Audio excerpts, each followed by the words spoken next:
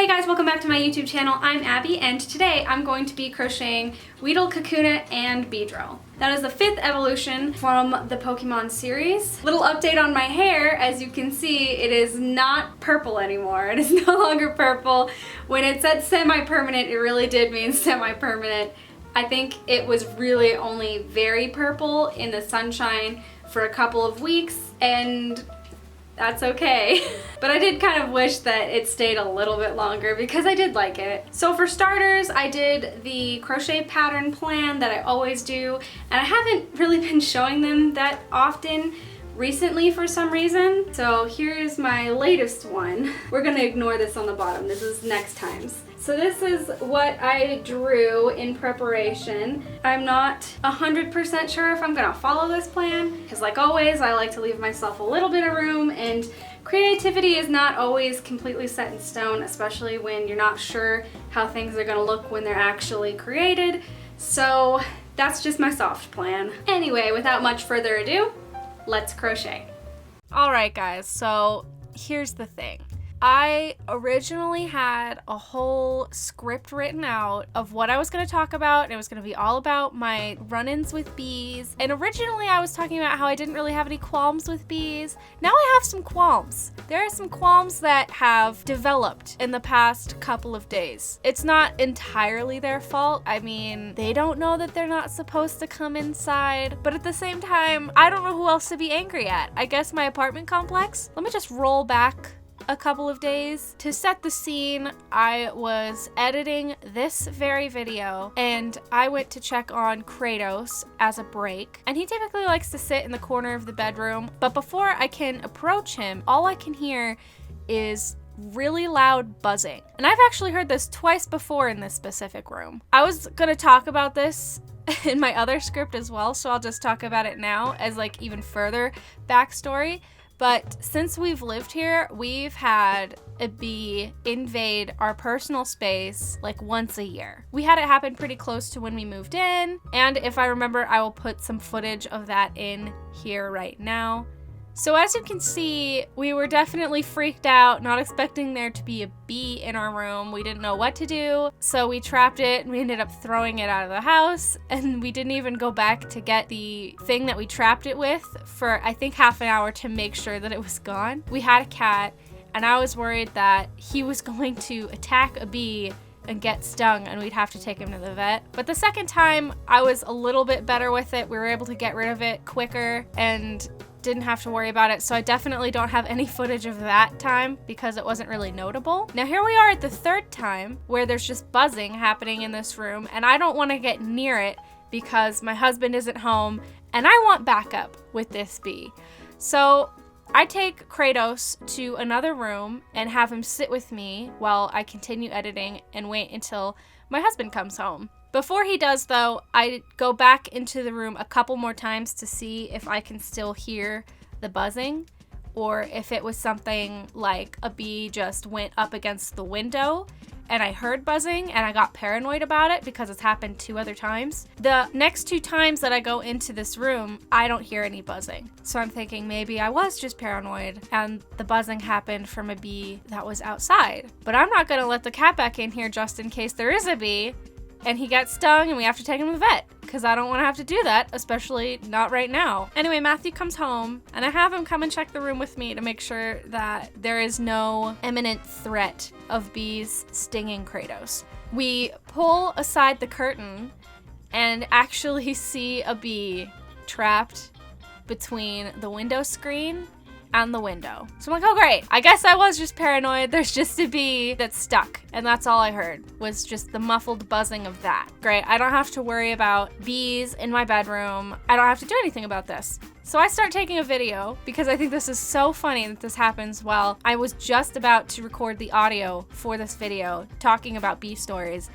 And here's a bee story right here. The second I stop recording, another bee flies down right in front of my face and lands on the windowsill. And I panic, okay? I was not expecting that. So after getting jump scared by a bee, I fall back onto the bed and scream, which alerts Matthew to the problem. It's just so ridiculous to me that this is happening.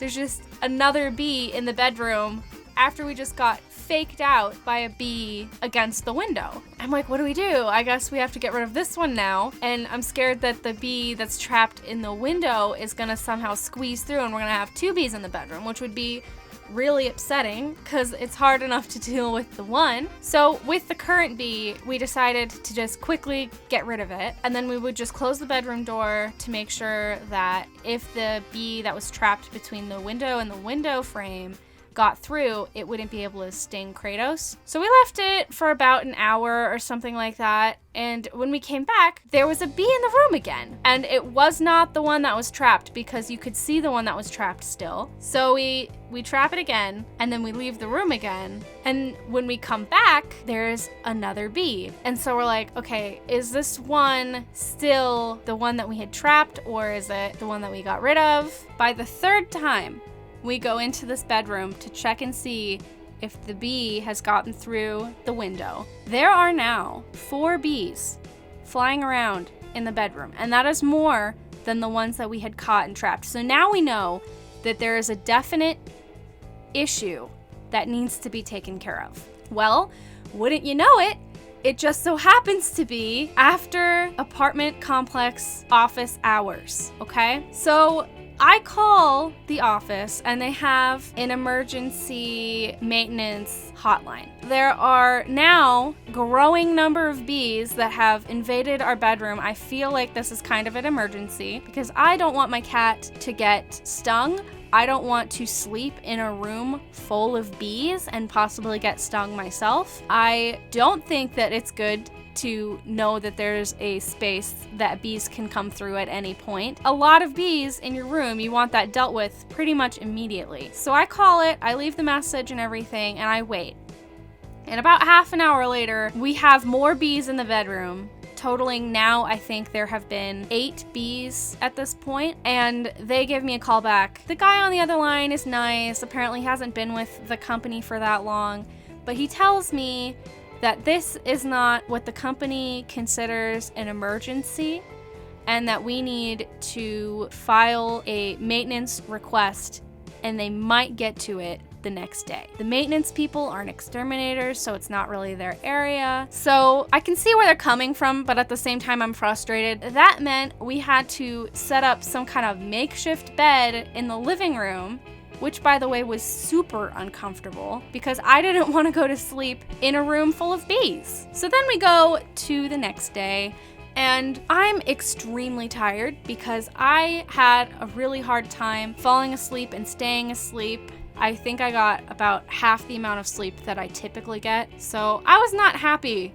the next day, to say the least. So I stayed in the living room for a while just to be sure that if they did come and knock, I would be there. And it got to a point where I was like, well, I have other things I gotta do today. I really should be working on editing my video. So I'm gonna go to the room where we keep our computers and do that. I wonder how long it's gonna take for them to come and deal with this, because they said, well, it'll probably be tomorrow because that's when they have their exterminator. So I thought, well, maybe they have a couple other things they gotta do, so maybe like 10 or 11. But once it reaches the 24-hour mark, I'm totally gonna call the office and ask where we're at with the maintenance. I go ahead, I do my editing, I'm waiting, the hours are like ticking by, but it feels really slow because I had like no sleep. But it gets to the point where it has now been 24 hours since the problem first arose. So I decide to call the office and see if they have an ETA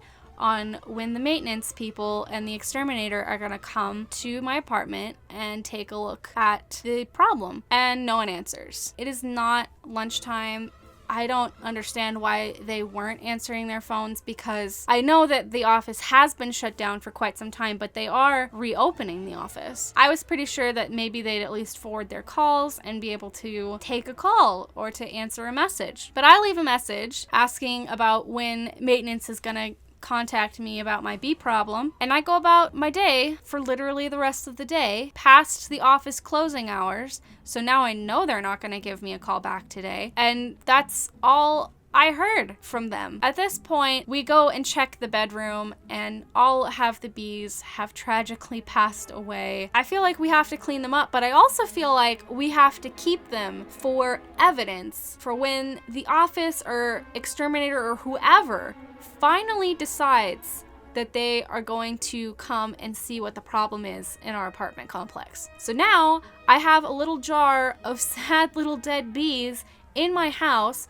that has already jump scared me once because I'm not used to seeing bugs in the house. So yeah, I'm sorry that I don't really have a gratifying conclusion to this story right now because there just really isn't one. I don't know. I'm just like very frustrated with the apartment complex's management right now. Knowing I had to edit the footage of me crocheting Beedrill kind of really upset me. It just meant that I had to deal with more bees, and I just really didn't want to have to deal with that. I hope you guys are having a better week than I'm having right now, and it's definitely not as stressful, but it looks like I'm just about done with this Beedrill, finally, thankfully. So let's get into those glam shots.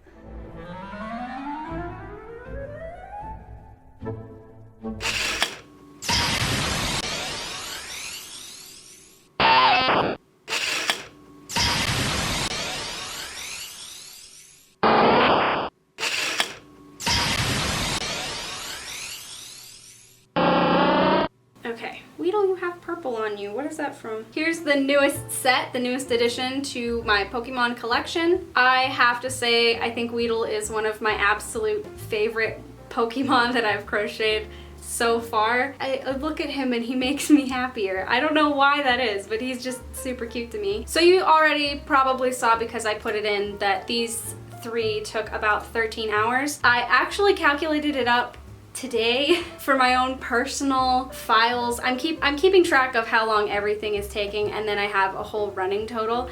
And I have worked over 100 hours so far on just these 5 evolutions alone. So I'm very curious to see how many hours it's gonna end up being. I'm going to be trying to make these at a more quicker pace, just for, I guess, my own sanity. I guess we'll see how that turns out. I hope you all enjoyed watching this video. I enjoyed making it, and I will see you all in my next video. Bye!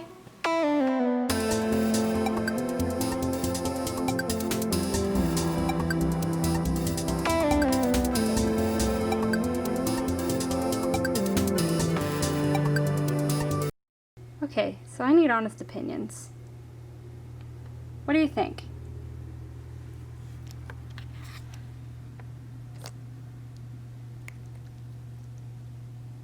That boring, huh?